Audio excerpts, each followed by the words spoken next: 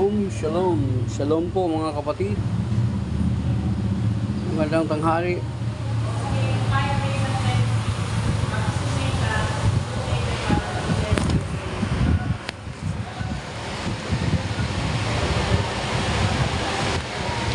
So, dito pa rin ako sa chapel, naghihintay sa aking wife.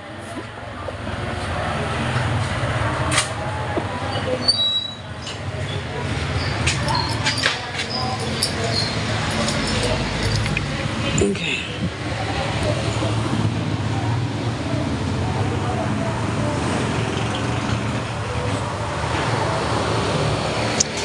So, sa Pink Katoliko habang naghihintay sa aking may bahay. Kasi after namin mag-serve kanina ng 9 hanggang 10 a.m. or past 10 a.m. Nandito pa rin kami kasi yung mga officers sa part ng core group yung wife ko sa chapel namin. So may meeting pa. So until now andito pa ako. Kasi mamaya kung andun ako sa bahay, magpapasundo pa rin naman. So hintayin ko na lang. So while waiting sa lahat ng ang napakahirap lagi ko sinasabi na sa paghintay is very difficult talaga, very difficult, napakahirap kasi di ba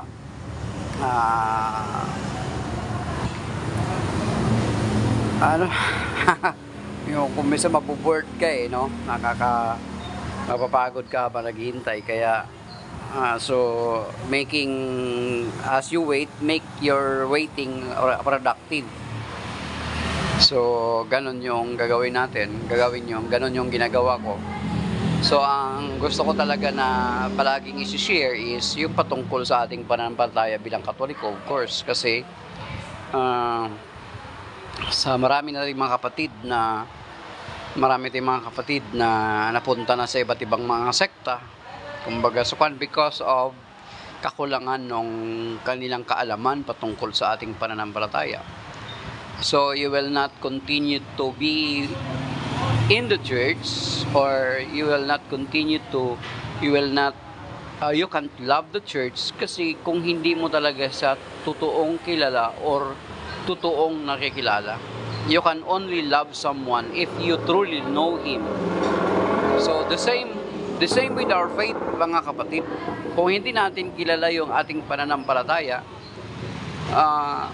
yan yung main reason hello Ate Susan, yan yung mga primary reason why many of the Catholics are leaving the church. Kaya meron akong post sa Facebook ko na yung caption kasi yung maraming may mga doctorate or may mga high degree na mga Protestants are converting to the Catholic Church already. Kaya ang nilagay ko na caption doon sa post ko, innocent Catholics became Protestants while well-informed Protestants becomes Catholic. So, kahit tingnan nyo po doon sa post sa YouTube na yung Journey Home. Yung Journey Home, yan yung mga interview sa mga non-Catholic pastors or mga bigatin kumbaga sa mga matatalino or aral ng mga Protestante who converted back to the Catholic faith. Nakalagay doon sa Journey Home yung title ng programa. And then maging dito sa Pilipinas, sa Pilipinas alone, there are already more than 100 pastors who converted back to the Catholic faith. At yung kanilang pag-convert is genuine kasi mga kapatid, alam nyo kung bakit genuine? Kasi walang mga monetary promises to them before they converted to the Catholic faith. Unlike yung mga nagko-convert kuminsan sa ibang mga sekta, nagko-convert sila because of, halimbawa, pinag-aaral ng scholarship program yung kanilang anak, galing sa US. So, pinag-aaral kaya sila nag-convert sa Catholic sa ibang sekta.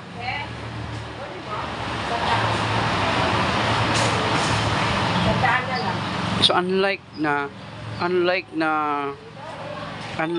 mga kapatid na sa mga pastors na mga Protestante na well-informed, bagamat despite they are well informed and nakikinabang, or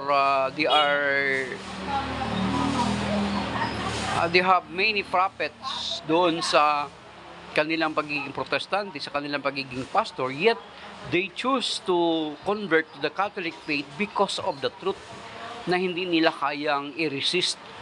Like for example, doon sa Holy Eucharist, yun yung isa sa mga questions, why in their faith in Protestantism it is only a symbol, then why in the Catholic Church the Catholic believes the real presence of the Lord in the Holy Eucharist. So yun yung mga questions about sa faith na hindi nila kayang i-resist. Kasi kung babasahin natin dun sa John chapter 6, kung nabasa na natin yun, talagang yung patungkol doon sa Eucharist na pinaniwalaan ng Catholic Church is very strong doon sa John chapter 6. So yun yung isa sa mga reason that they cannot resist to continue to be a Protestant because of that chapter 6 of John. So hindi nila kayang tanggihan yun, mga kapatid. And then ikalawa sa reason na hindi nila kayang tanggihan or hindi nila kayang labanan is about the authority. Di ba sa Matthew 18, di ba? May nakalagay doon sa Matthew 18 na kapag magkasala mo ang iyong kapatid at hindi siya makinig sa iyo, ay magdadala ka ng saksi. Sinasabi doon sa Matthew 18. Then if kung hindi pa siya ulit makikinig, dalhin mo siya sa church. Ngayon yung question, ang question doon, ang mag-arise na question, what church is this to settle this problem? Di ba? So alangan naman, dalhin mo kung saan sa ang church. So yun yung question of authority. And then pangalawa, yung sinasabi sa 1 Timothy 3:15 na the church is the pillar and foundation of the truth. Is the bulwark and the pillar and foundation of the truth. Then the next question again, what church again? Yung tinutukoy doon. Is it the Church of God refers to the church founded by Ilis Soriano? Of course not. Kasi marami pong mga nagkiklaim at mga registered na pangalan na using the name Church of God. Doon sa 1 Timothy 3:15, magiging question na naman. Kasi yun ay sinulat ni Saint Paul noong 1st century. And what church existed on that 1st century? Diba? So anong simbahan ang nag-i-exist noong 1st century na yun? Yun yung another question to resolve. Then, the history will provide you the fact that the church existed in the 1st century. Even Ilis Soriano, na kinikilala na magaling na preacher dito sa Pilipinas, is nung tinanong siya na kung sino ang founder ng Catholic Church, nagsinungaling pa siya na hindi niya raw alam.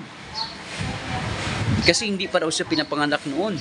Almost 1,000 years na. So ibig sabihin, yung statement niya, bagamat hindi niya outrightly inamin na si Jesus Christ ang nagtatag, sa pagsasalita niya, it existed already 2,000 years. So it means that the church founded by the Lord Jesus Christ, even Himself, inaamin niya na ang Catholic Church ay itinatag ng Panginoong Jesucristo. Di ba? Hindi niya man direct, hindi ko alam kasi sabi niya hindi pa ako ipinanganak noon. Kasi almost 1,000 years na eh. You see? Ang isda ay nahuli sa kanyang bibig. He lied about it, mga kapatid, hindi niya inamin. Samantala na yung ibang mga sekta, kung sino yung founder na ibang sekta, is kilala niya kung tatanungin siya. Though, he was not yet born during those times. Bakit alam niya? Because of the history. Because of the standard reference. Ang mga standard reference can provide us the truth. Di ba? So, doon palang huling-huli na si Brother Eli, nagsinungaling siya.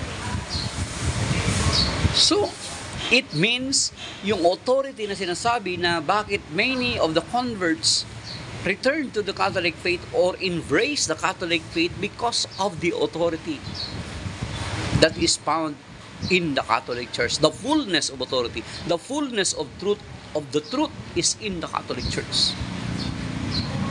Meron pang sinabi nung sino yung American preacher na lay American preacher, sabi niya, we Catholics are not denominations, we are the common denominator. See? So yun yung katotohanan when it comes to authority, when it comes to the Eucharist, undeniable yun. So ngayon, kung totoo na isinasabuhay mo yung salita ng Diyos, kahit ang laki-laki na kinikita mo bilang pastor, or nakikinamang ka sa pagiging protestante mo, pero kung totoo na kinikilala mo ang Panginoon na Panginoon mo, then you're supposed to submit to the Catholic faith. Diba? You're supposed to submit in the Catholic faith kung talagang pinaniniwalaan mo yung salita ng Diyos. Kasi binabasa naman nila yan, pinipreach naman nila yan eh. Nababasa naman nila yan eh. Plus yung sinasabi sa Luke chapter 6 verse 46. Tinatawag ninyo akong Panginoon, Panginoon, ngunit hindi naman ninyo ginagawa ang aking mga sinasabi. It is for us, of course, lahat. Including mga Protestant pastors. Ngayon, kung balikan natin, ano ba yung sinasabi ng Panginoong Jesucristo? Umpisahan natin sa church. Sorry kung ganito yung way ko kasi magalaw yung cellphone kasi nandito pa ako sa chapel namin. At saka tinalapit ko yung cellphone sa mukha ko. Do not be bothered so much kasi wala nga akong microphone. So, at saka medyo maingay kasi sa tabi ng daan itong chapel namin. So, kung totoo na Panginoon natin ang Panginoong Jesucristo, then these pastors, these Protestant must submit or listen to what the Lord is saying. Very clear naman and obvious ipagpalagay natin about the church. The church pa lang. Di ba? Kung titingnan natin, stubborn lang talaga itong mga ito kasi kumikita sila, nakikinabang sila sa ikapo ng kanilang miyembro, nakikinabang sila doon sa tithes and offerings. Not totally because of the truth, but because of the profit. Profit, ano tama? Whether we like it or not, whether they will get angry. Kung totoo na Panginoon natin ang Panginoong Jesucristo, then we're supposed to listen to the Word of God. We're supposed to listen to the Lord Jesus Christ. Sinasabi din yun sa Luke chapter 6 verse 46, very clear mga kapatid. Na tinatawag din nyo akong Panginoon, Panginoon, ngunit hindi naman ninyo sinusunod ang aking mga sinasabi. Then umpisahan natin sa church. Okay. Sa Matthew chapter 16 verses 13 to 20, it is very clear there mga kapatid na nung tanong siya, who am I according to a people? Nagsagot yun, dinitel nila kung ano yung pagkakilala sa kanilang mga tao. Then later on, tinanong niya ang kanyang mga alagad kung sino siya. Then ang nakasagot lamang sa kanila si San Pedro. At ang sinabi niya, thou art Simon, son of John. And then ginawa niyang Peter, yung pangalan ni San Pedro. Then upon Peter, thou art Peter, and upon this rock I will build my church. Yes, Brother June. So, thou art Peter, and upon this rock I will build my church. Sa line pa lang na yan, kung maintindihan na natin. Intindihan dito ng mga pastor, ng mga protestante. I will build my church. And not churches. I keep on repeating this because that is true. And in Sounds of Manila. Then in John chapter 10 verse 16, diba sinabi doon, meron akong ibang mga tupa na wala sa kulungan ito na kailangan ko ring alagaan sila upang maging isa ang kawan at isa ang pastor. Very clear, mga kapatid. The Lord Jesus desires and established only one flock and one shepherd. Yes, of course, alam naman natin, dito sa aklat ni John, na sa John chapter 10, ang Panginoong Hesukristo, ang kinikilalang mabuting pastol. Siya rin yung tinutukoy doon sa Psalm 23, the Lord is my shepherd. Then sa John chapter 10, nagpakilala sa John na, kung babasahin natin, nagpakilala sa mabuting pastol. Then after it, nung nabuhay sa maguli, before He ascended into heaven, makikita natin yung pagiging mabuting pastol ng Panginoong Hesukristo. Why? Tinawag niya si San Pedro, tinanong niya San Pedro, do you love me, Peter? Di ba? 3 beses yung tinanong, yes, with my sheep, with my lamb, dead my sheep. So therefore, doon pa lang pinapakita na ang Panginoon Hesukristo ay tunay na mabuting pastol. Because prior siya umalis, ay inihabilin niya ang pangalaga ng kanyang kawan sa kay San Pedro. You see? Makikita din natin yan sa John chapter 19. Isa siyang mabuting pastol, isa siyang mabuting anak. Bakit? Nung nakabayubay siya sa krus, mamamatay siya. Inihabilin niya ang kanyang anak, ang kanyang nanay sa simbahan, which is represented by Saint John in John chapter 19 verses 25 to the following verses. Di ba? Makikita natin doon na yung puso ng Panginoong Kristo bilang mabuting pastol, pinapatunayan niya ng kanyang mga gawa. Then dito sa John chapter 21, makikita natin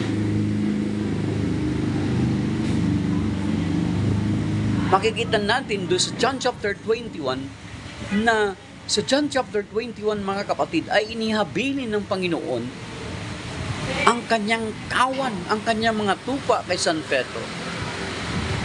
So, therefore, si San Pedro na pinagkatiwalaan ay kailangan niyang alagaan ang kawan ng Panginoong Kristo.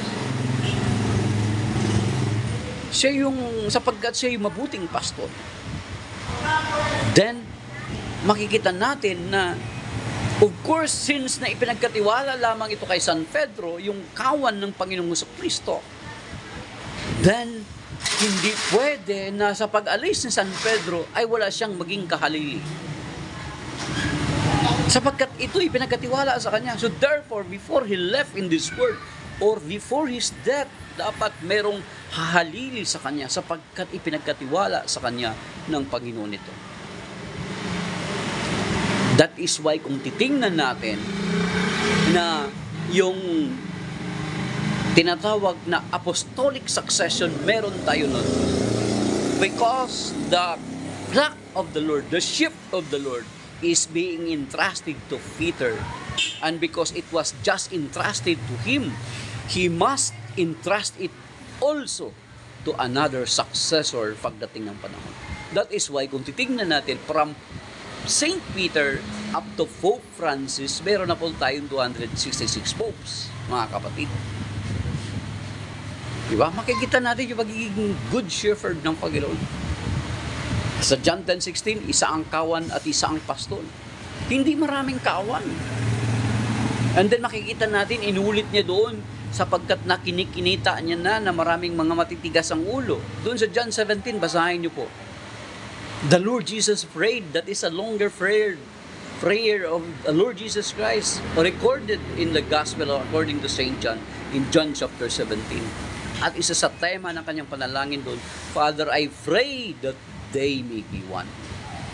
Kasi nakinikinita na ng Panginoon na itong mga matitigas ang ulo ay balang araw magkanya-kanya. Di ba? So very clear. And then makikita din natin sa sulat ni San Pablo na maging si Saint Paul, sabi niya, avoid those people that create dissension. And then sinabi niya dun sa Ephesians chapter 4 verse 5 to 6. Sabi niya, there is only one faith, one Lord, one baptism. Diba? So the Lord did not desire that His believer, His follower na magkanya-kanya, inja-ija. The Lord never desires that, mga kapatid. Diba nakakalungkot? The division that is happening in the church, in the body of Christ, is not the will of the Lord. Very clear yan sa scripture. Sa mga inilatag ko ng mga talata sa inyo, sa mga inilatag ko ng mga passages sa Bible sa inyo. So, basahin sa John chapter 10 verse 10. Diba? Kung sabi doon, ang magnanakaw ay dumating para pumatay, magwasak, sabi niya. At sino yung kaaway na tinutukoy? Yan din yung binabanggit sa John chapter 8 verse 44. So, magwasak. Ano yung magwasak to? Divide. Kasi kapag divided tayo ng mga mananampalataya, it is very easy for Him to conquer us. Diba? Tingnan nyo ngayon, maging sa ibang mga bansa, na grabe na yung massive na yun or palasak na yung division in the church. Diba? May mga protestante ngayon, okay na yung same-sex marriage, same-sex union. Sa simbahan nila, okay na yung mga pari na babae, okay na yung abortion sa kanila. Everything is okay. Wala na silang authority na kinikilala. Sino pa makapagsasabi sa kanila? Di ba? So yun yung nangyayari, mga kapatid. Na because na ano tayo na kumbaga so na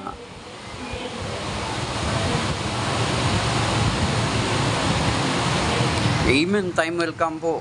Mga Brother Chun, talagang babalik yan sila kasi kung totoong nakikinig sila sa Panginoong Jesucristo, they are supposed to listen to the Lord Jesus Christ.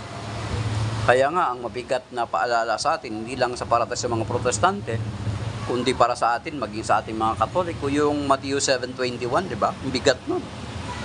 Hindi lahat ng tumatawag sa akin, Panginoon, ay makapapasok sa kaharian ng langit, kundi yaon lamang ang sumusunod sa kalooban ng aking amang nasa langit. So ang kalooban ng Panginoon is one shepherd, is one flock and one shepherd. No, not many flock, many shepherd. So ang kinikintal ng demonyo sa isipan nitong mga tao na ito, itong mga naghahasik ng pagkakababahagi, is yung sinasabi nila na ay hindi importante ang reliyon, relasyon lang. Yun yung nangyari, kaya wala silang pakundangan sa patuloy na pagpapatayo ng kanilang mga sekta at denominasyon. Hindi na sa kanila mahalaga yung pagkakaisa, hindi na sa kanila mahalaga yung kaisahan, katulad ng sinasabi ng Panginoong Jesucristo. So if we really recognizing the Lord Jesus Christ as Lord, then we're supposed to listen to His voice, to listen to His word. Diba? Luke 6:46. Kaya nga, ang matindi, mabigat na babala, yung sa Matthew 7 verse 21, hindi lahat ng tumatawag sa akin, Panginoon, Panginoon, Panginoon, Panginoon, ay makapapasok sa kaharian ng langit, kundi yaon lamang sumusunod sa kalooban ng aking amang nasa langit.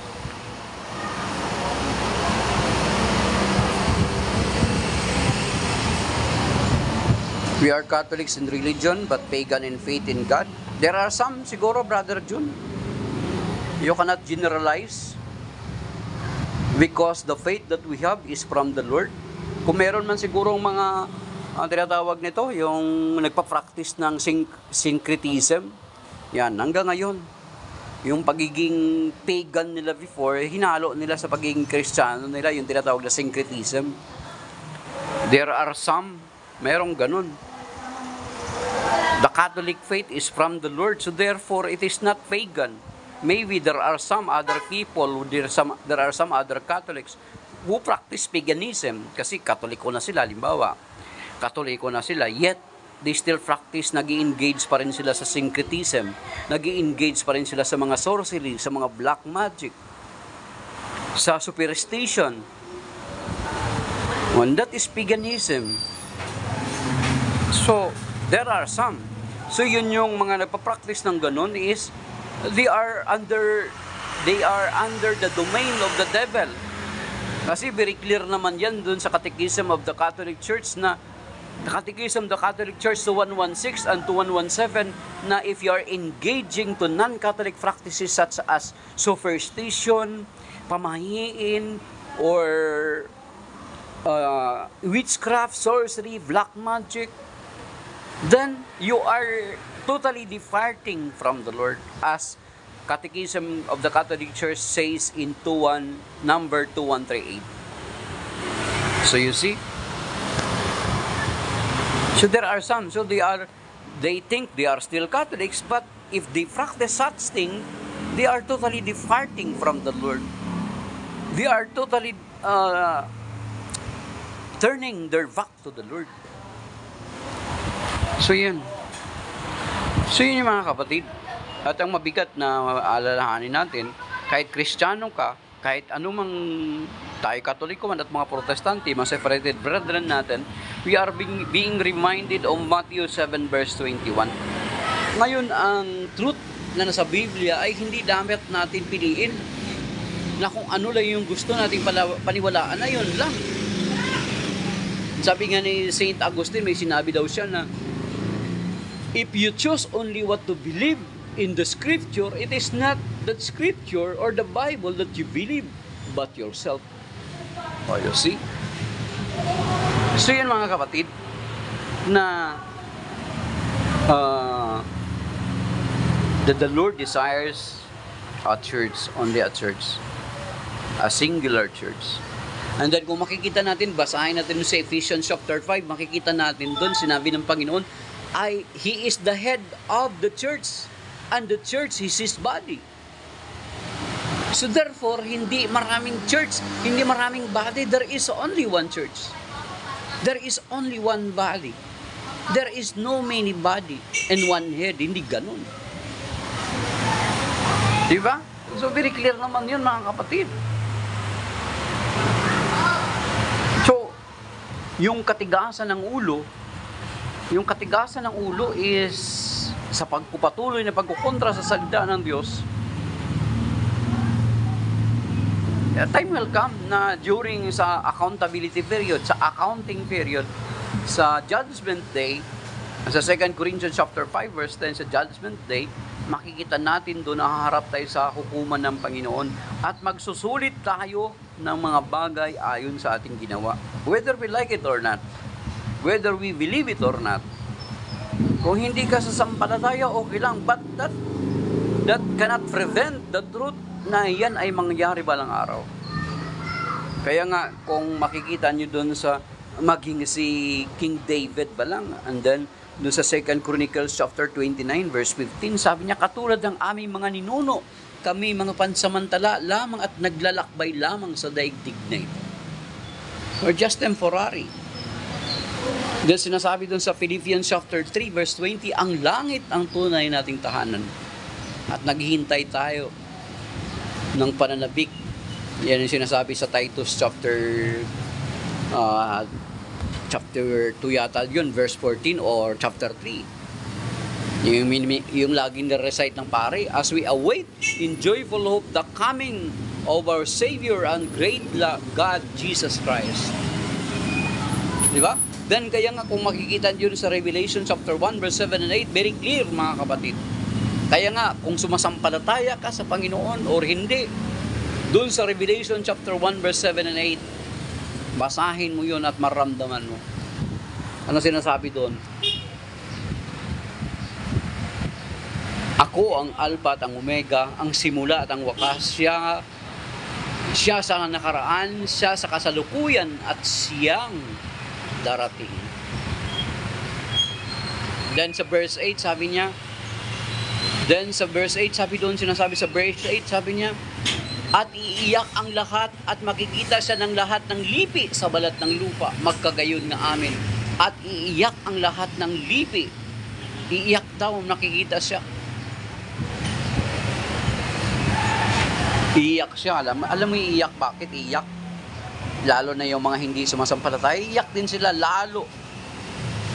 Yung iyak na yung mga ngalit ang ngipin mo kapag bungal ka, hindi mo na magawa. Iiyak ang lahat ng lipi sa balat ng lupa, sinabi doon. The unbelievers, those will not believe, will cry so very, maglalament sila ng grabing pag-iyak. Pero ang mga Kristiyano, iiyak din. Yung mga nananampalataya, iiyak din. Pati yung iyak ng kagalakan, iyak ng tagumpay, iyak ng fulfillment sa pangako ng Panginoon. Umalis na sila, Ate Beth. So yun mga kapatid, na the Lord does not desire na tayo na mga mananampalataya ay kanya-kanya, na tayo ay idya-idya, no, never. He never desires it. At yung iba na pinipilit na sasabihin at inaaral na natalikod ang iglesia na itinatag ng Panginoon ay para lang isiksik nila ang kanilang leader na kuno ay nasa Biblia at katuparan ng hula sa Biblia. No, they are not. Because very clear ang pangako ng Panginoong Kristo sa kanyang pagtatag ng kanyang iglesia na kahit ang kamatayan, ang daigdig o pintuan ng Hades o ng kamatayan ay hindi makapananaig sa kanya. Andun sa Matthew 16 yan mga kapatid, basahin niyo po. And then doon sa Matthew 28 verse 20, sabi niya, I will be with you till the end of time.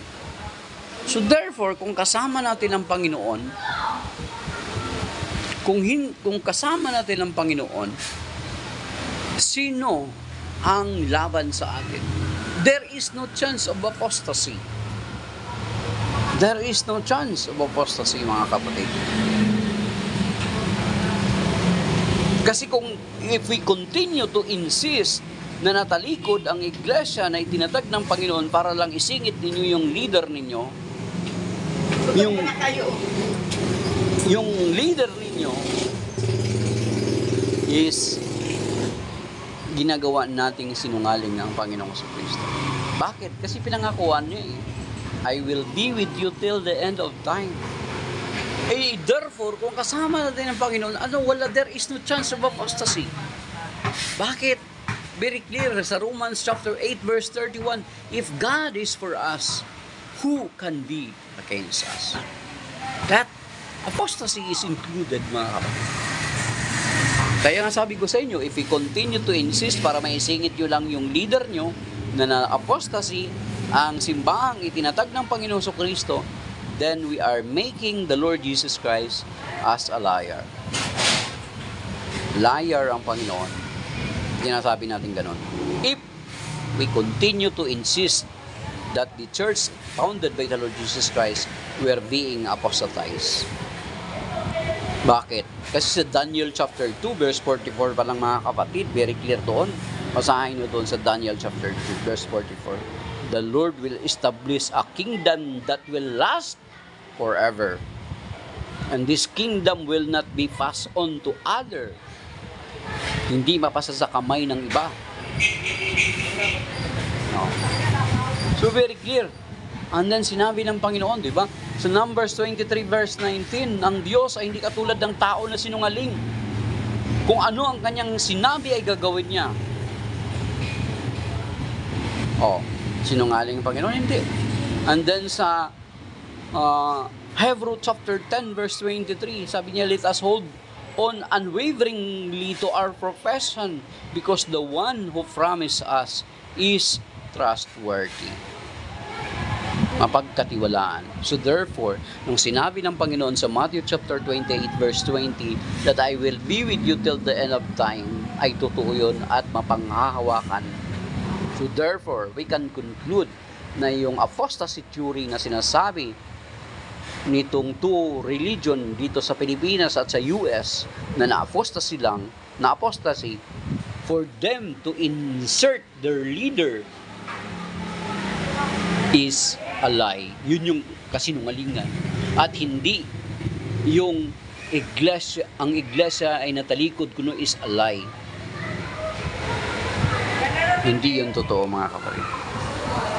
So that is why we continue to repeat it over and over again, because they are continually repeating it over and over again.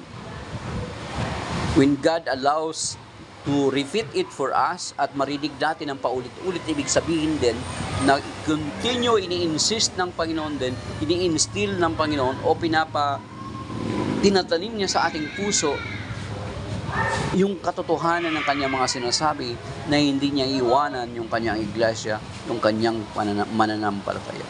And He never desired, He never planned that His body, His believers, to be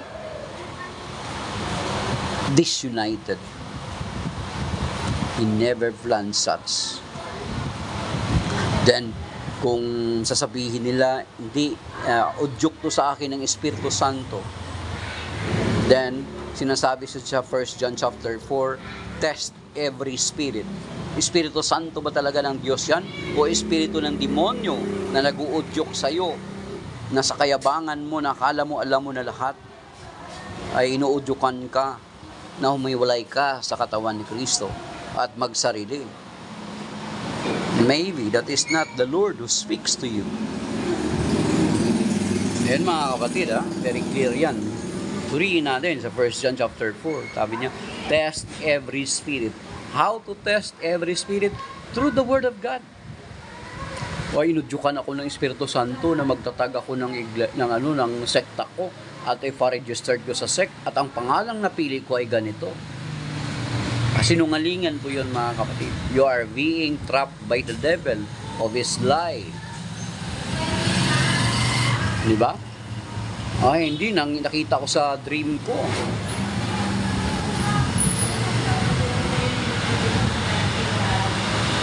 Okay, thank you, Brother Joseph. Oo, may minauna na po sa bahay namin. Nakapili na ko ng kaninang maaga ng pang-ulam namin. So, may nauna sa bahay. Naluto na yung kuha namin. Ulam.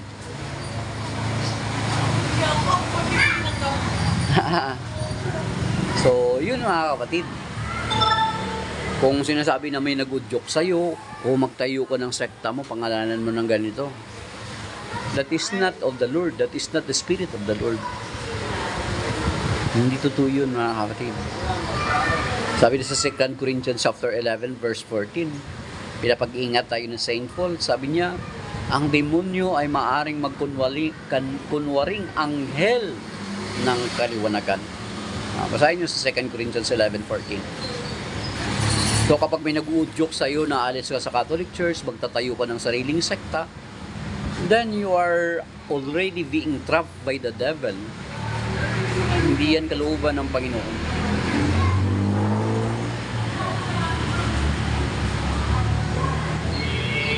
Diba? So yun, mga kapatid. So yun nga sinasabi noon sa post ko na many innocent Catholics becomes Protestant, while many well-informed Protestant becomes Catholics because of those, sa sinabi ko sa inyo kanina, because of authority sa 1 Timothy 3:15, and then sa Matthew chapter 18, and then about sa Eucharist. Ngayon, di ba, yung mga umalis sa Katoliko, sa Catholic Church, pinaniwalaan natin the real presence of the Lord Jesus Christ in the Eucharist. Very clear naman yan dun sa Matthew chapter 26 at saka dun sa John chapter 6, di ba? When the Lord instituted the Holy Eucharist, nung hinawakan niya ang tinapay, hindi niya sinabi, ito ang simbolo ng aking katawan. And then pagdating dun sa John chapter 6, very clear. Much more, very clear. Oh. Then dun sa 1 Corinthians 11, itinuro ni Saint Paul, very clear din, wala ka, in the entire New Testament, wala kang makita na sinabi ng Panginoon, ito ang simbolo ng aking katawan. Then sa mga separated brethren natin, nagko-communion pa rin sila. Pero sa kanila, simbolo na lang. Walang sinabi ngayon sa Biblia na ganun. Basahin niyo yung sinabi ni Saint Paul sa 1 Corinthians verse 11. Sabi niya, ang tao na hindi nagsusuri sa kanyang sarili bago tumanggap ng tinapay, ng pagpapala ng Panginoon, at sa kupa sa alak ay nagkakasala sa katawan at dugo ng Panginoong Hesukristo. So kung simbolo lamang yun, bakit ka magkakasala? Hindi rin binanggit ni St. Paul doon, bagamat si St. Paul was not around during the institution of the Lord's Supper noong Huwebes Santo, nung gabi na yun, nung unang Huwebes Santo. Though he was not present there, yet dito sa kanyang sulat sa 1 Corinthians chapter 11 is very clear na sinasabi niya wala siyang binanggit na simbolo. So you see the difference.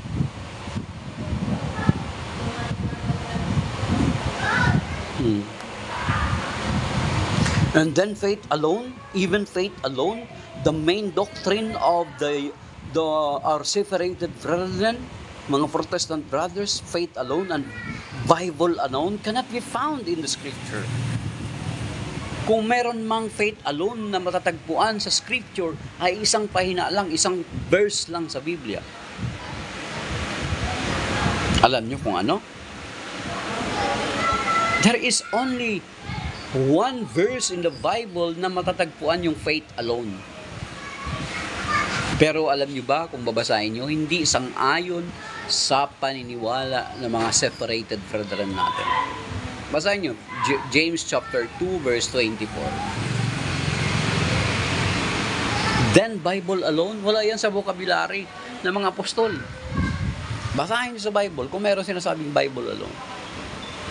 As a matter of fact, naging controversial na issue yan. Kasi sinabi ni Father Darwin, the church is the pillar and foundation of the truth and not the Bible. Marami nag-react. Bakit? Bagamat nakalagay yan sa Bible, 1 Timothy chapter 3 verse 15. Pero kinontra yan ng mga protestante. Bakit? Bakit nila kinontra? Kasi kung sasabihin ganun, ang magiging kasunod na tanong, and what church is that? Yun yung magiging kasunod na tanong. Is that the church referred to SDA, to Inc. 1914, to JW, to Baptist, Pentecostal, Presbyterian, Mormons, etc., etc., etc.? No, it is not. Because for the first 1,000 years, there is only one church that exists, and that is the Catholic Church. Hindi ba? So, yun. Kaya tinanggihan nila, bagamat nakasulat dun sa 1 Timothy 3:15, that the church is the pillar and bulwark and the foundation of the truth. They immediately reacted at kinuntra na nila kagad si Father Darwin. Bagamat yun yung nakasulat sa 1 Timothy 3:15. Bakit? Bakit ang church? Prior pa mabuo ang Biblia noong 4th century, is meron ng simbahan. At ang simbahan ang in His authority determine through a barometer, using a barometer to determine the canon of the Scripture. Because during those times, during this period, there are a lot of writings scattered, even Gnostic writings and apocryphal writings that scattered. So by the authority of the church, they use a barometer to determine whether that scripture is inspired or not through the authority of the church. Yun mga kapatid. Yun, hindi nila dun. Faith alone. Sabi ko sa inyo, only one verse in the Bible it was found, faith alone. But it is not referred to the faith alone na sinasabi ng mga protestante. Hindi po sangayon sa kanila yung James chapter 2 verse 24. And then yung Bible alone. Because without the church, there is no Bible. There is a need of authority to determine whether this scripture or writings is inspired or not. And through the guidance of the Holy Spirit, the Holy Spirit that is given to the church. In John chapter 16, di ba, nandun yan, pagdating ng Espiritu Santo, tuturuan niya kayo ng lahat ng bagay. Ang kausap doon, ang church, not a singular person, but the church, the disciples, who are the first member of the church. Hindi singular person ang kinakausap doon, kundi the church, mga kapatid.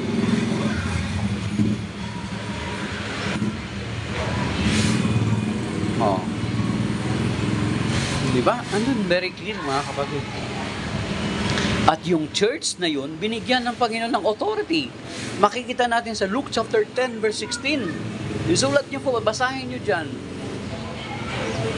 Ang sabi dun sa Luke chapter 10, verse 16, ang nakikinig sa inyo ay nakikinig sa akin. At ang nakikinig sa akin ay nakikinig sa nagsugo sa akin. The original na kausap doon, mga alagad. So ngayon, the next question is, wala na yung mga alagad.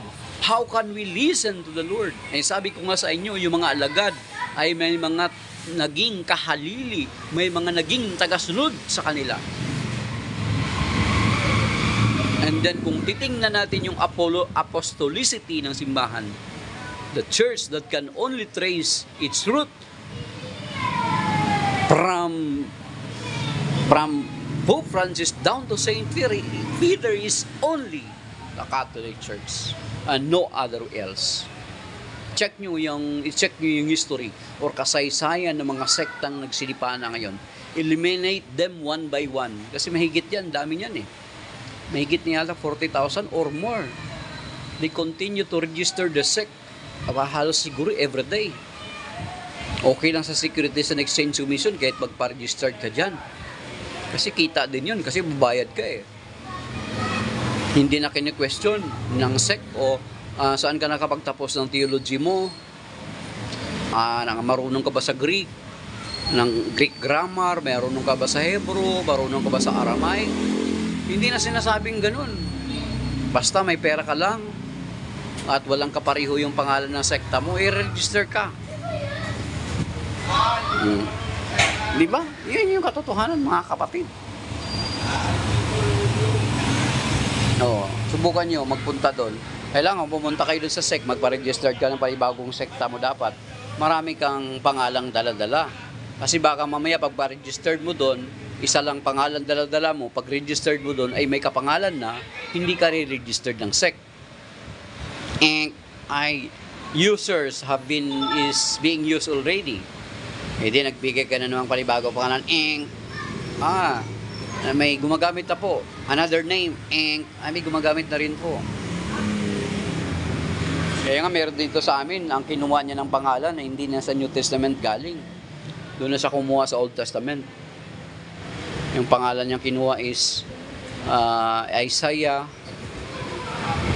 41 verse 10. Christian Church. You see?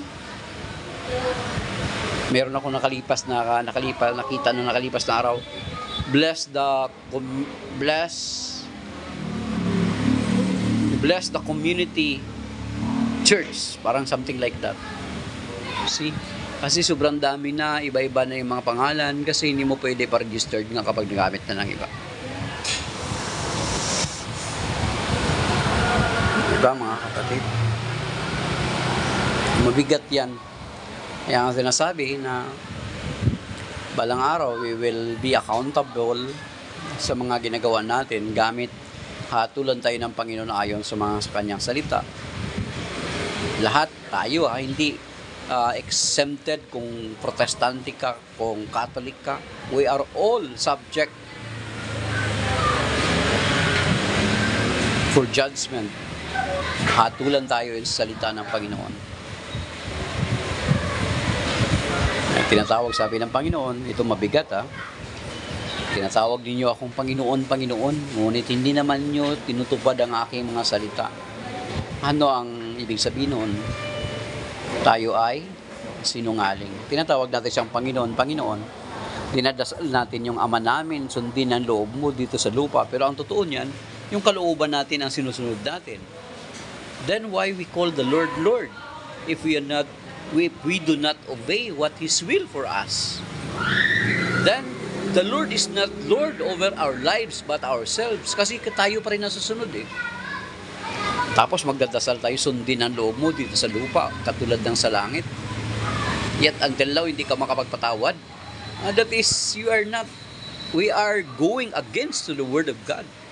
Sundin ang loob mo dito sa lupa para nang sa langit. Diba? Lord, Lord, dun sa Matthew 6, Luke 6:46, tinatawag ninyo akong Panginoon, Panginoon, ngunit hindi nyo naman tinutupad ang aking mga salita. Then, anong ibig sabihin nun? Lip service. Tinasabi din natin sa prayer natin, Thy will be done. Yet, still, our will, ang gusto natin, ang Diyos ang susunod sa kung ano yung gusto natin. Diba? Yun yung totoo. If we continue to rebel against the Word of God, ang totoo niyan is gusto natin ang Diyos ang mag-adjust para sa atin. Hindi tayo ang mag-adjust para sa Kanya. Di ba? Yun yung sinasabi.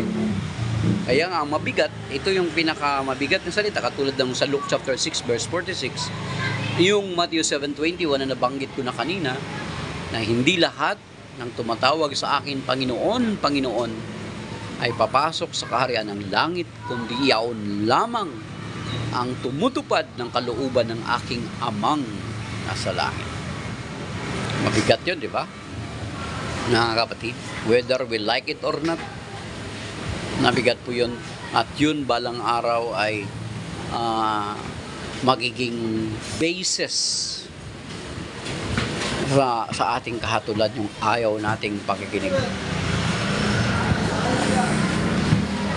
Diba, mga kapatid? So yan, mga kapatid.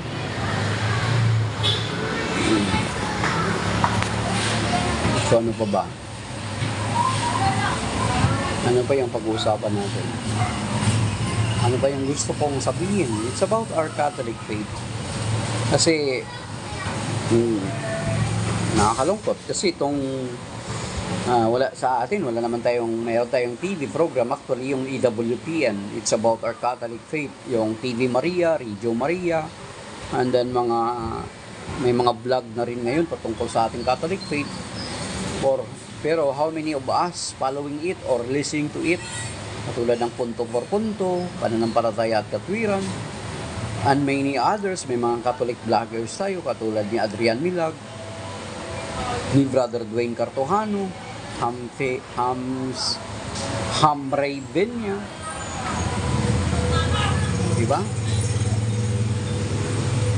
And many others, mga kapatid. Father Darwin Gitgado. So gaano lang yun compared sa mga kapatid natin sa ibang sekta. Meron silang TV program, may radio sila, and then may mga print pa sila.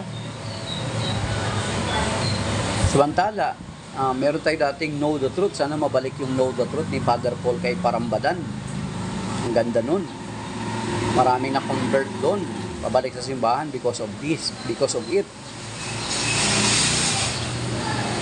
Kasi ang kawawa kasi, mga kapatid, ganito eh. Itong mga kapatid natin, kapag nalipat na sila doon sa mga sekta na yon, since na meron silang mga TV program, meron silang radio program, hindi na nila inaalis yung kanilang tenga doon at pandinig at paningin doon. Yun, natural. They will be fully manipulated. Hindi na sila makapagtimbang-timbang. Para ka ng kabayo na nakita niyo yung kabayong ginagamit sa kalesa? Meron kang takip dito sa magkabilang side.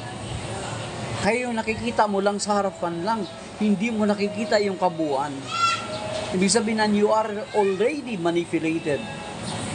Binagbabawalan ka makinig ng mga ganito, ng ibang mga sekta or mga pananampalataya. Pinagbabawalan ka na makinig sa Catholic Church. Kasi baka makapagtimbang-timbang ka. Di ba ang hirap na nun? It's very difficult for them to win back again. Kasi one-sided na lang, para ng kabayo na may takip yung magkabilang side na ginagamit sa kalayasan. So, one direction na lang yung nakikita. Hindi niya na nakikita yung kabuuan. So, ang hirap na, mga kapatid. Hirap na sila i-convert back. Maliban na kapag ang Panginoon na yung kumilos sa kanilang buhay. Actually, marami namang nangyayari na ganun.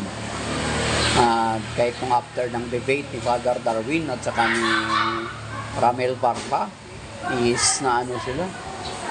is marami pa nag-convert from Inc.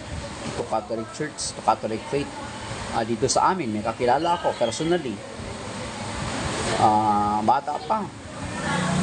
Nung nakinig siya sa debate, doon siya nawindang yung kanyang pananampalataya.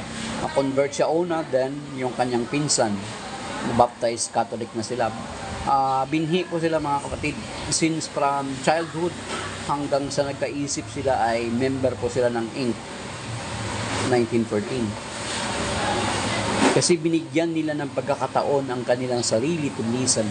Pero yung ibang mga kapatid natin, na yung araw-gabi lang, yun lang yung pinapakinggan nila, yung radio program, yung TV program nila. It is very difficult for them to weigh, timbangin ang mga bagay-bagay. They are absolutely manipulated na. Unlike kung pagbigyan nila ang kanilang sarili to listen to the other side. Ganon naman yung paghahanap ng katotohanan. To find any possibilities in every side, not only on one side.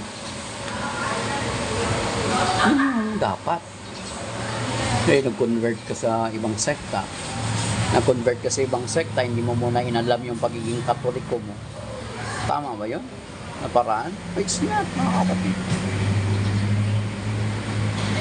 Ngayon, meron naman akong, may rason din naman yung nakausap ko dati kasama ko sa trabaho.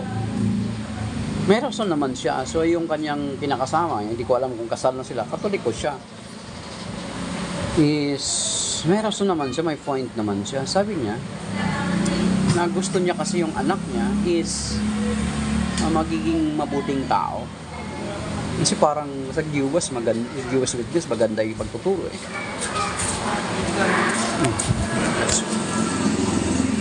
Maganda yung pagtuturo eh. May mga bata especially. So gusto niya kasi yung anak niya daw mapabuti. Sabi ko. Parang ganun yung desire niya. Pero primarily, ang pagtuturo sa mga bata is mag-uumpisa dapat muna sa magulang. Why you entrust it? Secondarily yung church. Dapat primarily ikaw na magulang. Ang sabi ko sa kanya, ito yung sinabi ko sa kanya. Okay, sige. Para kaya gusto niyang alis sa pananampalataya kasi nakikita niya sa Catholic Church parang hindi mapapabuti yung anak niya. Kasi marami mga bad influences sa Catholic Church. We cannot deny that. Marami naman talaga, pero hindi rin natin may deny ang katotohanan that many of the Catholics are really practicing and living their Catholic faith. Hindi rin natin ma-deny yan, mga kapatid. Diba? And then sinabi ko sa kanya, okay, kung ikaw ba, kung sa pamilya nyo ba ay andun yung basagulero, mga mamamatay tao,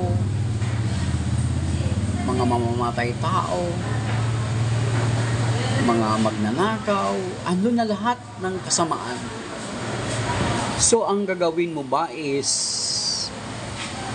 aalis ka sa pamilya nyo or iiwan mo yung pamilya nyo, magpapalit ka ng apelyido for the sake na ayaw mong mapahiya?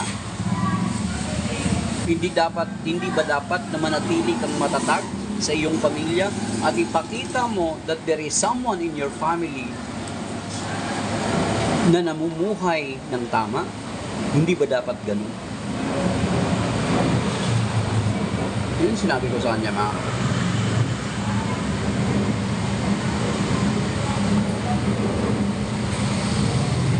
And then kung ikaw na anak, nakikita mo yung mga magulang mo May edad ka na, may nasa wastong isip ka na kapag nakikita mo yung mga magulang mo na hindi tama yung kanilang halimbawa na pinapakita sa iyo bilang anak.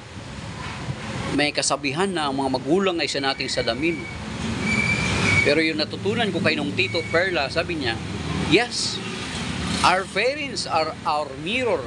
Kaya nga, yun. Yung pagtuturo ay hindi lamang sa pagsasalita, kundi kung paano mo ito ipinapakita sa iyong mga anak. Ang sabi niya sa akin, sabi niya nung Tito Perla, yes, salamin sila. Pero di ba kapag sa tingin natin, pangit yung tingin natin sa sarili natin sa salamin, di ba maghahanap tayo ng salamin na magiging maganda yung pagmumukha natin? So the same with our parents. Kung yung parents natin, ikaw na anak, nasa wastong gulang ka na, at nakikita mo hindi nagpapakita na mabuting halimbawa ang iyong mga magulang sa iyo, then find other person na magiging mabuting halimbawa para sa iyo.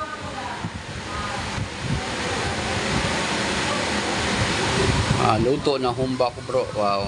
Kami po, tinulang manok yung binili ko po kanina. So, actually, that is by now. Diyan ako mag-e-end, mga kapatid. Yun yung iiwan ko sa inyo. Kung sa tingin natin, ang ating magulang ay hindi nagiging mabuting halimbawa sa atin, sila yung salamin natin, bagamat sila dapat yung salamin natin. Yet, kung sila yung salamin natin at sa tingin natin ang salamin, ay hindi maganda ang ating tingin sa ang ating nakikita sa ating sarili, then find other mirror na makikita mo ang sarili mo na maganda o gwapo. Yan, mga kapatid. So 3% ang battery ko na lang po. Low-bat na po ako.